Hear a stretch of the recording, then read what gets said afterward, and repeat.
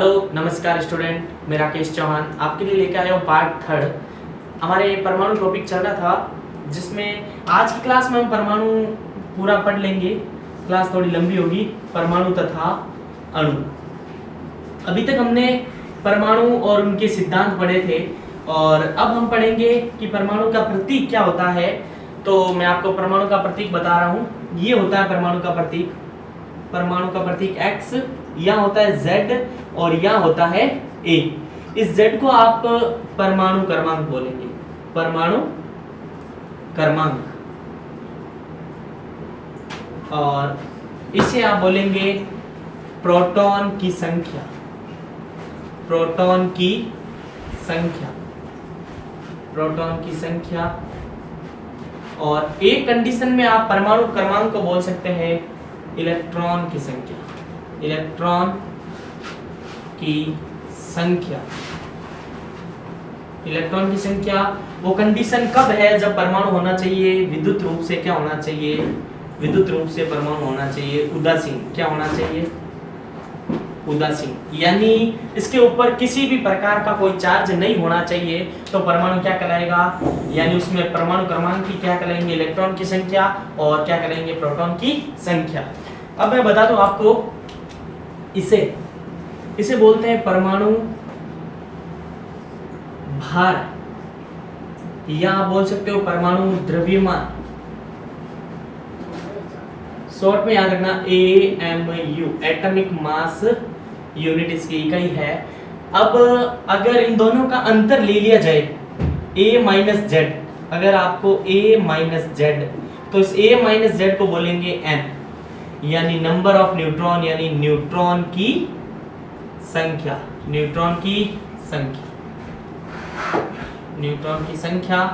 तो हमारे पास एक फॉर्मूला आ गया है A माइनस जेड बराबर क्या आ गया N।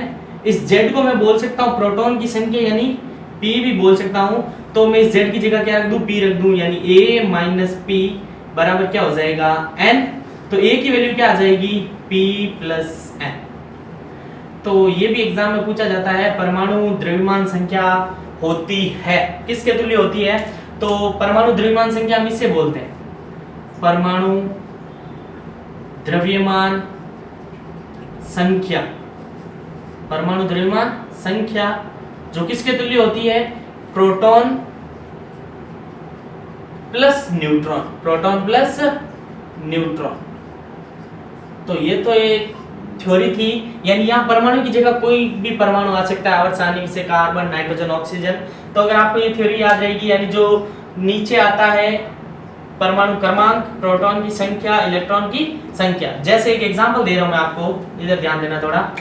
एक एग्जांपल है, जैसे आपके पास है ऑक्सीजन 8 और 16 में प्रोटॉन की संख्या। सीधा एग्जाम ऐसे ही पूछते हैं प्रोटॉन की संख्या।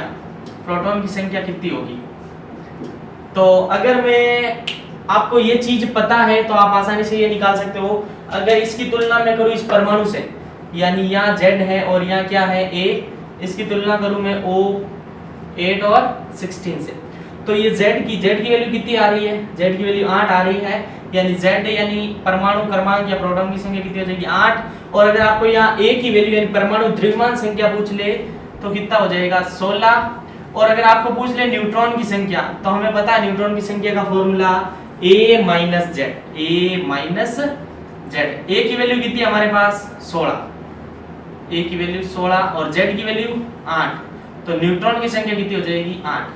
अगर इस फॉर्मूले के अनुसार प्रोटॉन और न्यूट्रॉन का योग करूं तो क्या प्राप्त होना चाहिए? A प्राप्त होना चाहिए। M कितना हमारे पास 8, P कितना है या Z कितना है 8, दोनों का योग 16, यानी A की वैल्यू वापस कितनी आ रही है 16। इसी प्रकार करेंगे क्वेश्चन, परमाणु के ऊपर क्वेश्चन, आंकिक प्रश्न जो रेलवे में खास तौर से पूछे जाते हैं। तो पहला क्वेश्चन है, यदि किसी परमाणु में प्रोटॉन की संख्या कितनी दे रहा है आपको 8 तथा न्यूट्रॉन की संख्या 8 है। प्रोटॉन की संख्या कितनी 8 और न्यूट्रॉन की संख्या भी कितनी 8, तो आपको बताना है परमाणु का द्रव्यमान या परमाणु का भार बताना है। क्या बताना है? परमाणु का द्रव्यमान या भार। तो प्रोटॉन की संख्या को मैं P से या Z से डिनोट कर रहा हूं। कितनी दे रहा है 8, और न्यूट्रॉन की संख्या आपको दे रहा है 8। नंबर ऑफ न्यूट्रॉन भी कितना दे रहा है 8। अब हमें ज्ञात करना परमाणु द्रव्यमान संख्या या परमाणु भार, जिसका प्रतीक मैंने बताया था A। और रेलवे में ये भी पूछा गया है कि परमाणु द्रव्यमान संख्या को किससे व्यक्त करते हैं, A से, प्रोटॉन को P या Z से, न्यूट्रॉन को N से। छोटा छोटा क्वेश्चन याद रखना है। तो A की वैल्यू क्या हो जाएगी, P प्लस N।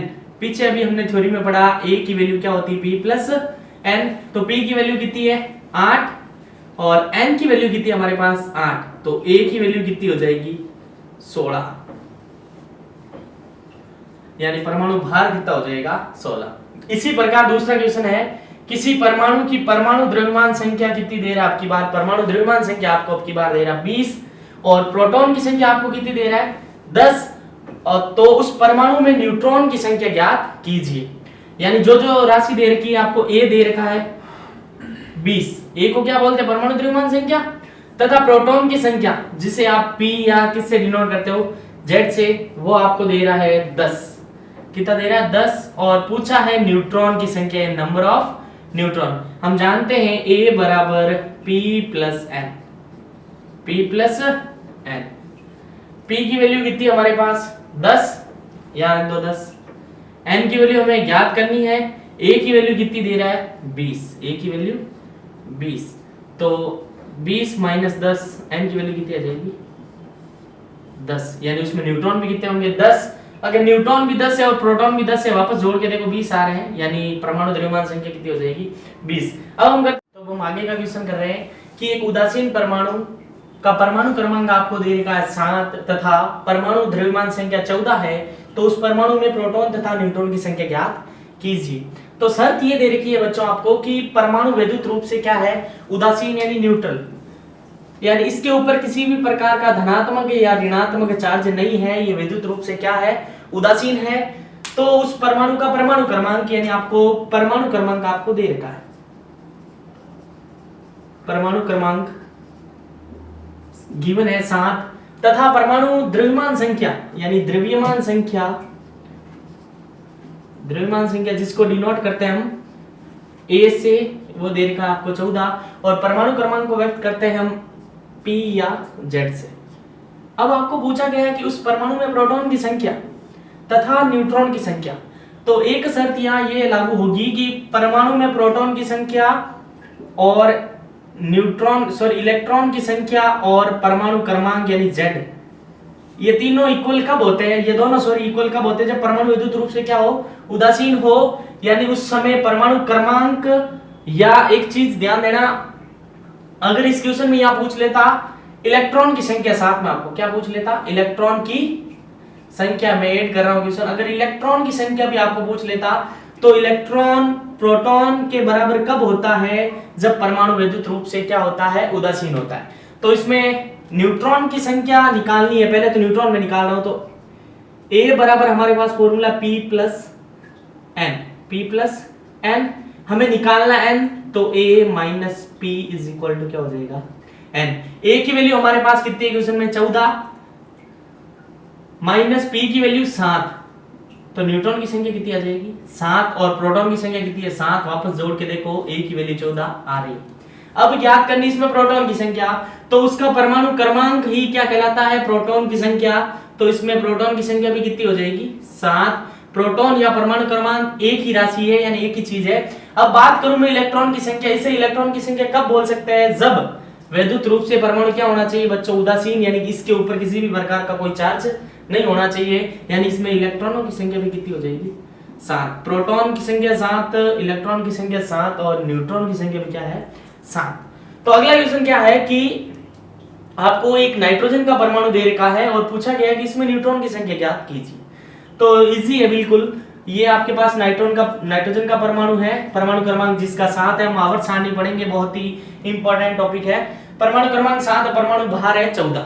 अगर मैं इसकी तुलना करूं किसी परमाणु से, ये हमारा मेन परमाणु है, यहाँ होता है Z और यहाँ होता है A। अगर मैं इसकी तुलना करूं तो हमारे पास Z की वैल्यू कितनी निकल के आ रही है बच्चों, Z की वैल्यू हमारे पास निकल के आ रही है 7, और A की वैल्यू हमारे पास कितनी आ रही है, 14। लेकिन यहाँ Z और A नहीं पूछा, लेकिन मैं फिर भी निकाल रहा हूं, जिससे हमें न्यूट्रॉन निकालने में आसानी होगी। और हम जानते हैं A बराबर P प्लस N। अब हमारे पास 3 राशियां हैं, जिसमें से 2 हमारे पास हैं और एक हमें ज्ञात करना है। तो ए की वैल्यू हमारे पास 14 आ गई, पी की वैल्यू हमें ज्ञात करनी, सॉरी पी की वैल्यू हमारे पास पड़ी है, पी या जेड की वैल्यू 7, और क्वेश्चन में पूछा गया एन की वैल्यू, तो 7 उधर जाएगा, 14 माइनस 7, तो हमारे पास वैल्यू आ जाएगी एन की, एन हमारे पास हो जाएगा 7। तो न्यूट्रॉन की संख्या कितनी हो जाएगी 7। अगर यहां ये पूछ लेता इलेक्ट्रॉन की संख्या, इलेक्ट्रॉन की संख्या, तो यहां ध्यान देना इलेक्ट्रॉन की संख्या भी कितनी होती, जितना पी या जेड है प्रोटॉन। क्यों, यहां आपको क्या -3 +2 या कुछ नजर नहीं आ रहा है, यानी विद्युत रूप से परमाणु क्या है, उदासीन है। विद्युत रूप से उदासीन कब होगा, जब इसके ऊपर किसी भी प्रकार का कोई चार्ज नहीं होगा। तो अब हम आगे क्वेश्चन ऐसे करेंगे, जिसके ऊपर चार्ज है वो कैसे ज्ञात करते हैं उनमें। तो अगला क्वेश्चन करते हैं, ये अच्छा क्वेश्चन है एक परमाणु एल्यूमिनियम दे रखा आपको, जिसका परमाणु क्रमांक 13 है, और उसके ऊपर आयन दे रखा आपको +3 है। एल्यूमिनियम में इलेक्ट्रॉन तथा प्रोटॉन, आपको पूछा गया इलेक्ट्रॉन और प्रोटॉन की संख्या ज्ञात करनी। तो प्रोटॉन तथा इलेक्ट्रॉन की संख्या ज्ञात करनी, हमें दे क्या रहा है, कोई एक परमाणु दे रखा है एल्यूमिनियम का परमाणु, तो मैं इसकी तुलना करूं एक परमाणु से। हमारे पास कोई परमाणु है Z, परमाणु क्रमांक और परमाणु द्रव्यमान संख्या A है। अगर मैं इसकी तुलना करूं इस परमाणु से, इस परमाणु से अगर इसकी मैं तुलना करूं +3, अगर इससे तुलना करूं तो आपके पास Z की वैल्यू क्या निकल के आ रही है, Z की वैल्यू हमारे पास आ रही है, Z की वैल्यू हमारे पास आ रही है 13, क्या आ रही है 13, और प्रोटॉन की संख्या हमारे पास हो गई 13। लेकिन हमें एक बार ऐसा मानना है कि यहाँ 3 नहीं है, परमाणु क्या है विद्युत रूप से, मानना क्या है उदासीन। तो जब उदासीन होता है तो क्या होता है, Z बराबर क्या होता है बच्चों, E होता है। तो यहाँ E की वैल्यू हमारे पास क्या आ गई 13, जब क्या है उदासीन है। जब भी एक तरीका बता देता हूं, जब भी प्लस आएगा तो आपको जो भी प्रोटॉन की संख्या उसमें से जितना प्लस है उतना घटा देना, और जितना माइनस है उतना जोड़ देना। यानी +3 का मतलब ये अपने बाह्यतम कोश में से 3 इलेक्ट्रॉन त्याग रहा है, या इनकी संयोजकता कितनी है 3 है। तो जब उदासीन है मान लूं, तो इलेक्ट्रॉन और प्रोटॉन की संख्या क्या होती है, जब उदासीन होता है। ये शर्त कब लागू होती है, परमाणु क्या होना चाहिए उदासीन। लेकिन यहां उदासीन नहीं है, उदासीन नहीं है तो कितने त्याग रहे हैं +3। जब भी +3 आए तो आपको क्या करना है -3। तो 13 में से 3 के कितने बचे 10 इलेक्ट्रॉन। लेकिन ऑप्शन में वहां आपको 13 भी मिलेगा। काफी स्टूडेंट 13 करके आते हैं, लेकिन राइट कितना होता है 10 होता है। अब मैं बात करूं इसी तरह एक दूसरा क्वेश्चन है आपके पास, एक परमाणु 11 सोडियम प्लस, यानी परमाणु क्रमांक 11 वाला कोई सोडियम परमाणु है, उसमें भी आपको ज्ञात करनी है इलेक्ट्रॉन और प्रोटॉन की संख्याओं का क्या ज्ञात करना है, अनुपात ज्ञात करना है। यानी जो भी आपको संख्या प्राप्त होगी आप उनका क्या ज्ञात करना है, उनको अनुपात के रूप में दर्शाना है। आपके पास एक परमाणु कौन सा दे रखा आपको, सोडियम का परमाणु आपको गिवन है, जिसका परमाणु क्रमांक 11 और Na+। इसकी मैं आप तुलना कर रहा हूं किसी परमाणु से Z और A से। यहां Z की वैल्यू कितनी आएगी बच्चों 11 आएगी Z की वैल्यू, और A की वैल्यू हमें चाहिए नहीं है। अगर आए इसका लगभग डबल 11 का डबल 22 लगभग 23 समथिंग होता है। यहाँ हमारे पास Z की वैल्यू कितनी आ गई 11। तो एक बार आपको मानना है कि ये प्लस यहाँ पे नहीं है। अगर प्लस नहीं होता तो Z बराबर क्या होता है, थ्योरी के अनुसार हम जानते हैं इलेक्ट्रॉन की संख्या किसके बराबर, प्रोटॉन की संख्या के इक्वल। तो Z बराबर E, यानी E की वैल्यू हमारे पास कितनी आ गई 11। फिर वापस यहाँ कितना प्लस दे रखा, 1 प्लस है तो आपको 1 घटाना है, तो 11 में से 1 जाएगा, कितना इलेक्ट्रॉन बचेगा 10। वहां ऑप्शन में 11 भी मिलेगा, 11 गलत है, लेकिन राइट क्या हो जाएगा 10 हो जाएगा। यानी इसी प्रकार अगर किसी के ऊपर प्लस आए तो आपको घटाना है, जितनी संख्या प्लस आए उतनी घटानी, अगर जितनी संख्या माइनस आए उतनी संख्या क्या करनी, ऐड करनी। यानी प्लस का मतलब इलेक्ट्रॉन डोनेट करना, इलेक्ट्रॉन का त्याग करना। ऑलरेडी कितने है 11 है, फिर भी 1 त्याग रहा है तो कितने बचेंगे 10। ऑलरेडी आपके पास कितने 13 और 3 त्याग रहा है तो बचेंगे कितने 10 बचेंगे। तो अब हम एक नेगेटिव का उदाहरण कर लेते हैं, जिसके ऊपर ऋणात्मक चार्ज है, वो वाला करते हैं, जिसके ऊपर ऋणात्मक आवेश या ऋणात्मक चार्ज है। इस प्रकार के क्वेश्चन को हम कैसे सरल करेंगे। तो एक परमाणु है, जैसे आपको दे रखा है कोई नाइट्रोजन परमाणु है, नाइट्रोजन परमाणु में इलेक्ट्रॉनों की संख्या ज्ञात करनी, आपको कितने इलेक्ट्रॉन है। तो मैं इसकी तुलना करूं एक परमाणु से Z और A, ये सबसे बेस्ट तरीका है, इसमें आपको गलती नहीं होगी किसी भी प्रकार की। तो मैं तुलना कर रहा हूं N 7 और -3 आपके गिवन है। तो यहाँ से आप निकाल सकते हो आसानी से z की वैल्यू कितनी आएगी आपकी, z की वैल्यू आएगी हमारे पास 7। z की वैल्यू कितनी आएगी 7। इस z को आप और भी बोल सकते हो p, क्या बोल सकते हो p। यहीं से क्वेश्चन पूछा गया है परमाणु क्रमांक का प्रतीक, परमाणु क्रमांक, इसे क्या बोलते हैं परमाणु क्रमांक, या प्रोटॉनों की संख्या का प्रतीक पूछा गया है, किससे आप व्यक्त करते हैं। तो या तो ऑप्शन में मिलेगा z या p, दोनों एक साथ नहीं मिलेंगे। अब ध्यान देना, अब हमें निकालना है या इलेक्ट्रॉनों की संख्या, लेकिन मैं एक बार अगर भूल जाऊं कि इसके ऊपर कितना चार्ज है -3, एक बार आप भूल जाओ कि इसके ऊपर कोई चार्ज है, जब भी चार्ज नहीं है तो परमाणु यहाँ पे क्या हो जाएगा, विद्युत रूप से क्या हो जाएगा बच्चों, उदासीन। क्या हो जाएगा, उदासीन। कब होगा, जब किसी भी प्रकार का प्लस या माइनस, किसी भी प्रकार का कोई चार्ज नहीं है तो इलेक्ट्रॉन उदासीन हो जाएगा। और उस कंडीशन में P या Z इक्वल होता है किसके, E के। किसके इक्वल होता है, E के। या अगर P या Z E के इक्वल होता है तो P या Z की वैल्यू कितनी है 7, तो इलेक्ट्रॉन की वैल्यू भी कितनी हो जाएगी 7।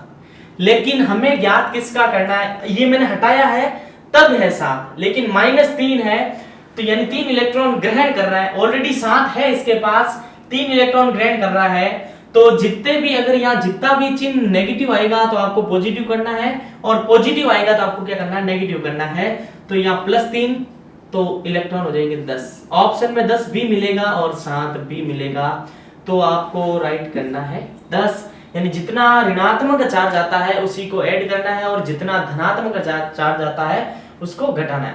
एक परमाणु जिसमें ऑक्सीजन परमाणु है, जिसका परमाणु क्रमांक आपको दे रखा 8 और उसके ऊपर ऋणात्मक चार्ज -2 है, यानी ये 2 इलेक्ट्रॉन ग्रहण कर रहा है बाह्यतम कोश में।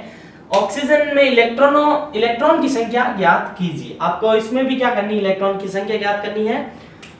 तो मैं इसकी तुलना भी किसी परमाणु से कर लेता हूं, -2। इसकी तुलना मैंने एक परमाणु से की है Z और A से। तो यहां से हमारे पास वैल्यू आ जाएगी Z की वैल्यू हमारे पास आ रही है 8। अब 8 Z की वैल्यू है, Z और E बराबर कब होते हैं, ये शर्त बराबर होती है, परमाणु क्या होना चाहिए बच्चों, विद्युत रूप से उदासीन। एक बार फिर बता देता हूं, उदासीन मतलब किसी भी प्रकार का चार्ज नहीं, लेकिन यहाँ पे चार्ज है, लेकिन मैं मान रहा हूं कि किसी भी प्रकार का कोई चार्ज नहीं है, तो चार्ज नहीं है तो Z बराबर E, यानी E की वैल्यू क्या आ जाएगी 8। अब कितना चार्ज है -2, तो उसमें क्या कर दो +2, तो इलेक्ट्रॉन कितने हो जाएंगे 10 इलेक्ट्रॉन।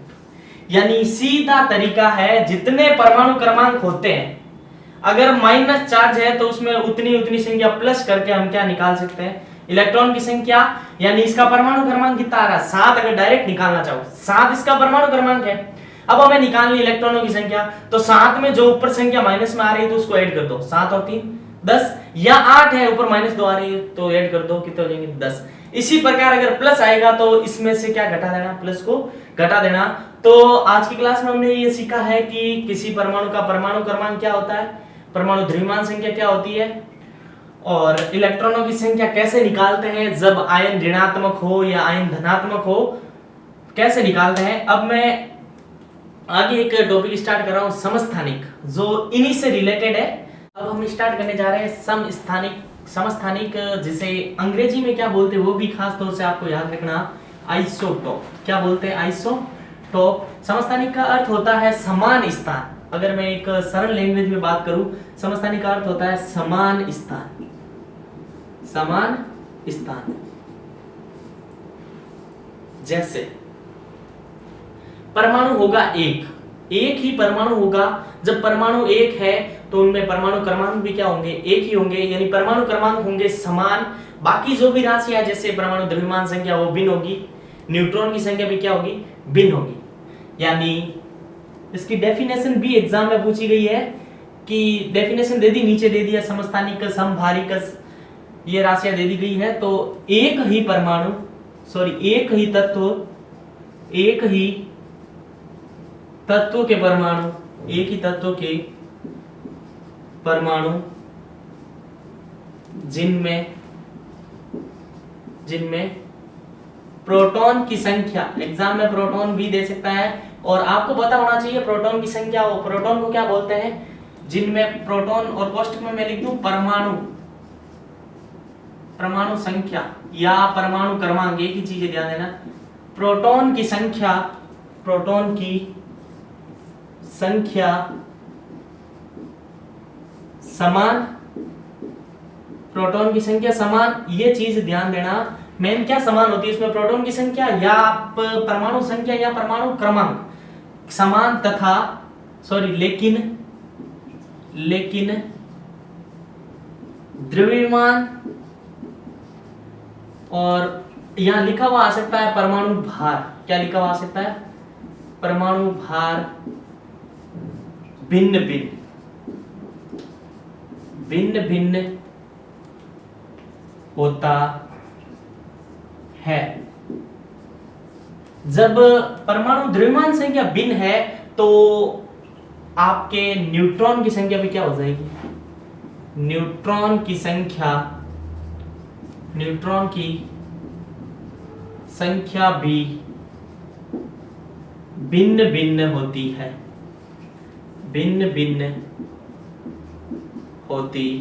है, जैसे मैं एग्जांपल ले रहा हूं जिससे आपको ये परिभाषा आसानी से समझ में आ जाएगी। लेकिन इस डेफिनेशन में आपको डेफिनेशन भी याद रखनी पड़ेगी, इसकी समझदारी की। तत्व होना चाहिए एक चीज ध्यान देना, तत्व क्या होना चाहिए? एक होना चाहिए जिनमें प्रोटॉन की संख्या या तो बात यह है कि प्रोटॉन या स्लेश परमाणु क्रमांक या परमाणु द्रव्यमान संख्या क्या होनी चाहिए? समान होनी चाहिए। लेकिन परमाणु भार क्या हो सकता है? भिन्न होगा, हो सकता नहीं होगा। और न्यूट्रॉन की संख्या भी क्या होनी चाहिए? भिन्न होनी चाहिए। जैसे मैं एग्जांपल ले रहा हूं यहाँ पे, कार्बन का उदाहरण ले रहा हूं। कार्बन का परमाणु क्रमांक 6 होता है और परमाणु द्रव्यमान संख्या 12, और इसके अन्य समस्थानिक होते हैं यानी इसी के रूप होते हैं 6 13 और 6 14। अब ये आपके पास तत्व क्या है? सब में तत्व एक है, यानी कार्बन परमाणु एक है। अब यहां चेक करना है कि परमाणु क्रमांक सब में समान कैसे है।